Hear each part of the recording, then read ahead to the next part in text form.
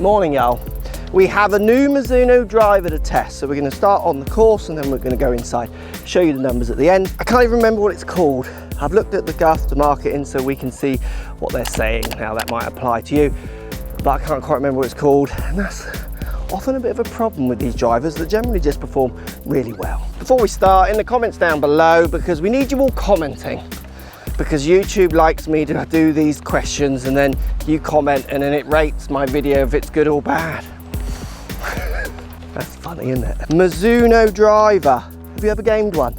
I am actually interested to know in the comments down below, because it's a bit of a theme of often the question or the ideas when it comes to Mizuno drivers.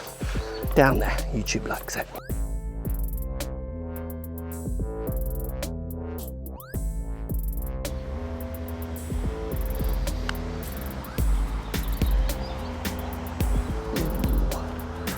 So the Mizuno STG220, it sounds like a monitor. It doesn't sound like I don't, where do you stand on names? I think if you call it like a thing, like, you know, Callaway, Rogue, Sim, you know, those kind of ideas where you give it a name, maybe you've got to be more confident than Mizuno are with their drivers to give it a name. It'd be like calling it the symbol that was once Prince or something like that. But yeah, STG220. And we have a lot of adjustability on the bottom of this club. We're going to come to the tech. Down by the ball looks absolutely fantastic. So we get black face, black head, all going in with the black shaft, black ferrule.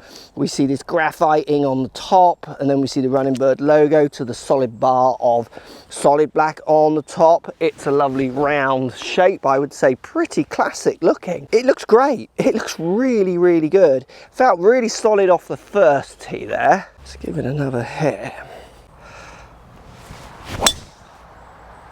Oh yeah, it does feel good. It makes that beautiful combination between, you know, that titanium ting and that graphite duller sound. It's like right in the middle sweet spot. Looks really nice. It's got essence of Titleist looking with a bit more aggressive, you know, looking at the graphite on the top. I think we need to look at some of the tech, who they're aiming this at, 'cause at the moment, when I look at this, I'm just thinking, well, anyone could game that. It looks big, but better players are going to like that as well. I mean, I love the look at that. Looks really good.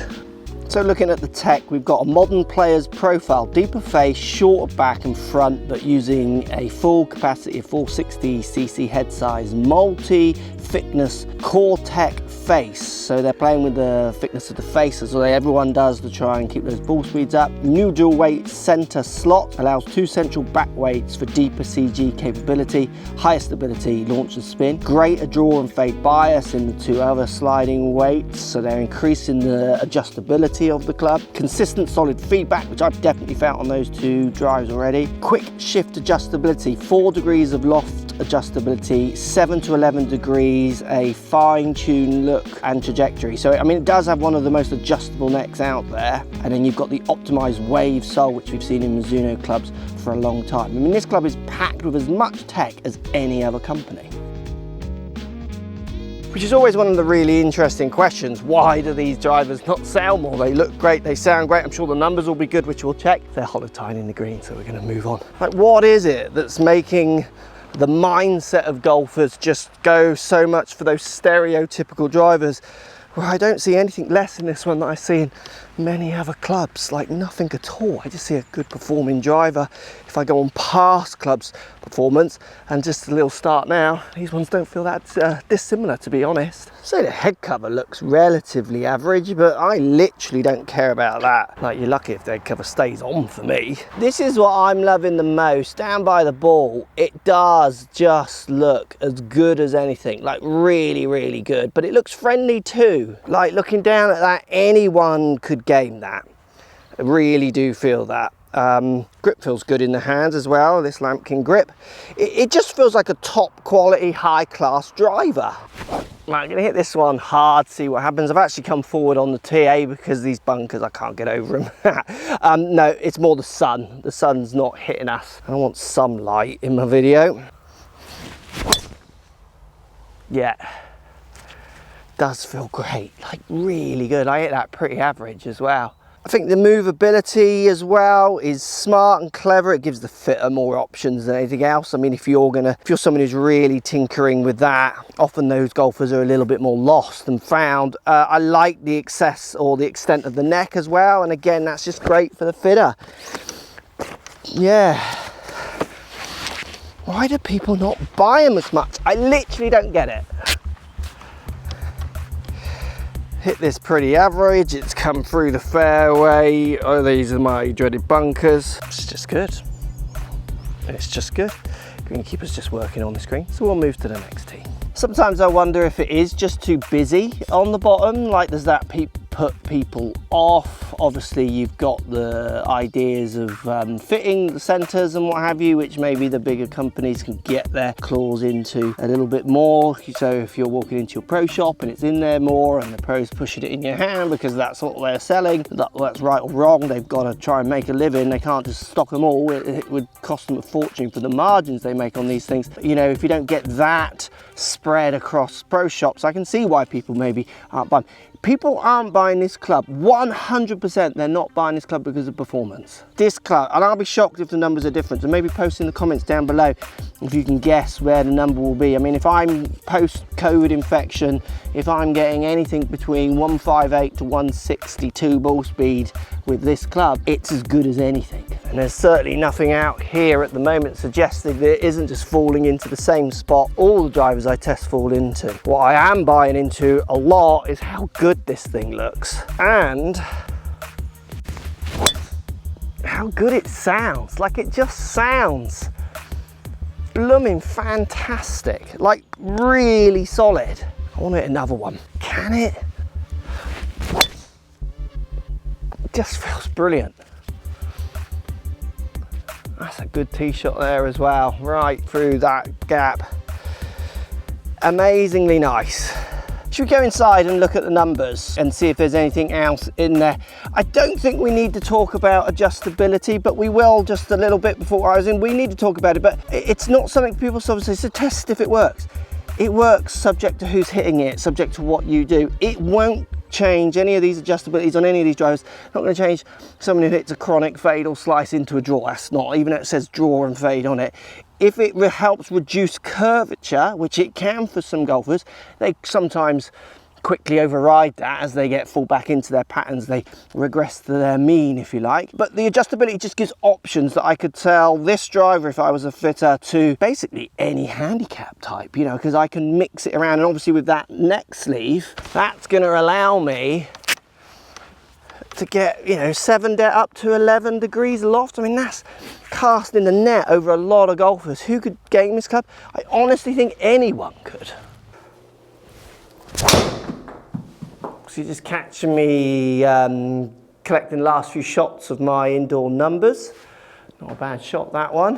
I always like seeing how the indoor stuff compares a bit to the outdoor when I get the chance. Like, does the looks and sound repeat? Because this is an environment I know and I've got comparisons to. When you take it outside, you do have so many more conflicting noises and conditions that it makes it harder for me to think, right, that driver feels so much like that one. So inside, where it's all much more controlled, I do start seeing patterns if there are any. And we'll show you the data on these in a second. You can see they're pretty straight to slightly drawing left, which is something I'm actually trying to do at the minute with my tee shots.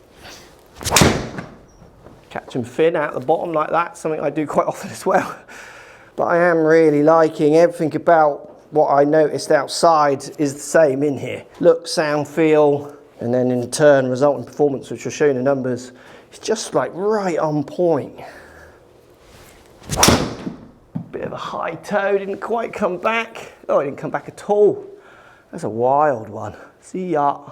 Right, one more. We got 15 shots in there, which is a nice spread of data to show you some standard deviations compared with some averages. See if I can strike one. Not bad, bit bottomy still.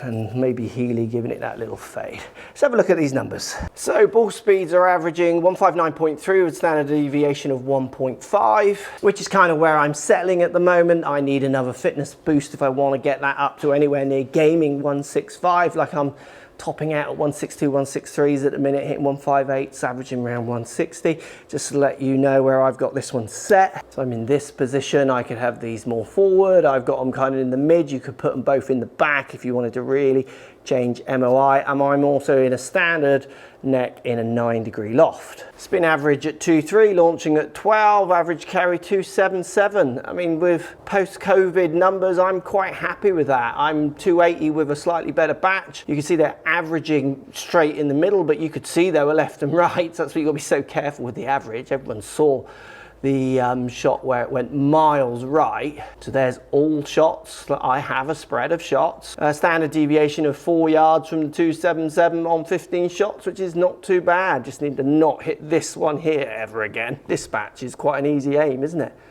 Where am I aiming that? 5 yards down the right every time. Lovely. So I'm seeing a driver that's packed with adjustability. Maybe too much for some. Maybe post comments down below. Is it too much adjustability? I'm seeing a driver that sounds and feels as good as anything.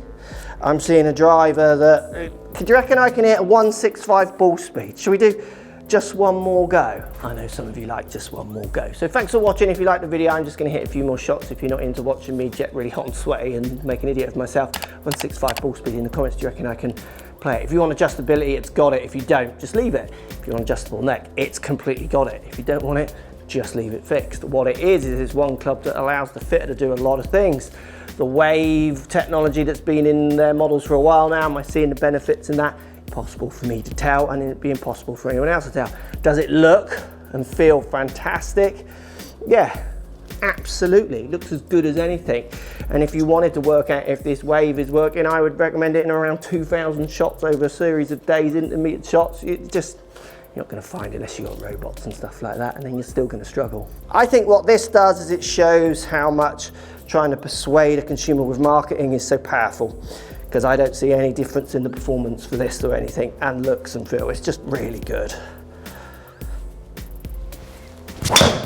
165 out the bottom's not going to work. So that's a 160 ball. If that was struck well, I reckon we would be around 162, 163. So let's give it a bit more.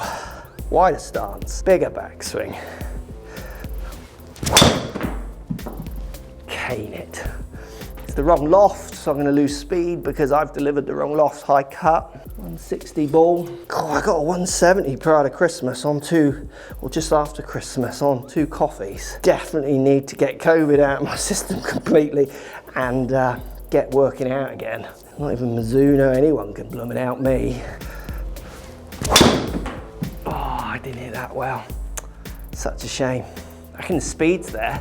159 ball, lovely. Miss it, my golf ball. I think anyone who clicked no for the 165 ball speed, you're pretty safe. Just one more go then. Not struck like that. Again, I reckon the speed is there. I just got to make contact. Just one more. Oh, this could be closer. I wanted that to draw. Is that going more out there? Yeah, that's the longest, I think. It's going to be a 161. Right, one more. Too much turn. Less loft. Oh, I'm hot now. 163. Oh, one more. It's so interesting, isn't it? I did a compare of a Cleveland driver recently. Someone was commenting saying, you didn't compare it to the last one. That driver's going like 280. You were in 260 with the model before. Why have you not compared them? I had to explain to him obviously what I'd done, you know, how I'd got quicker over lockdowns and things like that. What I love about a well-made club is it shows you how much it's on you. That's the real thing. No matter what I test, no matter what fitters try to sell you, and the idea of fitting and the romanticness of it, it's so dependent on me. As you can see there, 163 on a different delivery, trying to hit it a bit harder. Right, 163, if I just do a month's worth of hard training, this is 165 without trying. It's a little high, I think. It's a little out the bottom. You can see again, look, it's near the longer. It's going to be about 161 ball, I reckon. Yeah, 162. I love that my miss it 159 is faster than my fastest. Oh, decent it. One more. No, high toe. 163 is my tops. get faster. I mean, that's gone on low spin, isn't it? This 158 ball. Would you test it? Will you game it? Let me know, as always, down below. And I need to work a little harder, don't I?